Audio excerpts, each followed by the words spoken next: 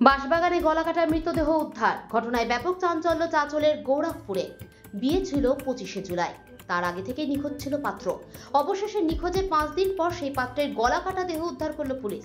বুধবার সকালে চাঞ্চল্যকর ঘটনাটি ঘটেছে চাঁচল থানার ভাকরি গ্রাম পঞ্চায়েতের গৌরখপুর এলাকায়। বাড়ি থেকে 1 কিলোমিটার দূরে একটি বাঁশবাগান লাগোয়া জঙ্গলের মধ্যে ওই যুবকের দেহ উদ্ধার করে পুলিশ। মৃতদেহটি উদ্ধারের পর ময়নাতদন্তের জন্য মালদা মেডিকেল কলেজের মর্গে পাঠানোর ব্যবস্থা করেছে তদন্তকারী পুলিশ কর্তারা। পুলিশ সূত্রে জানা গিয়েছে, মৃতের নাম নাহারুল আলী, বয়স 28। তিনি পেশায় পরিযায়ী শ্রমিক। তার বাড়ি চাঁচলের গৌরখপুর এলাকায়।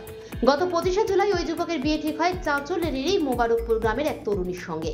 বিয়ের আয়োজন সব সম্পূর্ণ হয়ে গিয়েছিল, কিন্তু গত সপ্তাহের শুক্রবার থেকে রহস্যজনকভাবে নিখোঁজ হয়ে যায় ওই যুবক।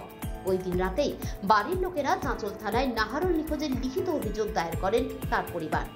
পুলিশ জানিয়েছেন, এদিন সকালে গৌরখপুর এলাকার বাঁশবাগান লাগোয়া জঙ্গলে কয়েকজন বালক শৌচক্রিয়া করতে যায়। তখন তাদের নাকে প্রথমে দুর্গন্ধ ভেসে আসে।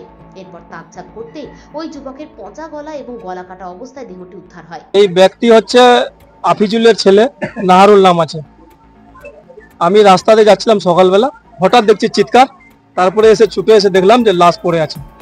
একটা বাচ্চা ছেলে প্রথমে দেখেছিল, তারপর লাশটাতে একদম গলা কাটা, গলা আলাদা আছে, মাথা আলাদা আছে, লাশ বডি আলাদা আছে। 25 তারিখ সকাল 10টা অবধি কিন্তু ওই ছেলে নিজে বিয়ের জন্য বাজার করছে, সব কিছু করেছে।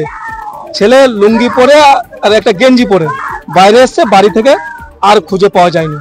ছেলে সকাল ওই 10টার পর থেকে আর পাওয়া যায়নি।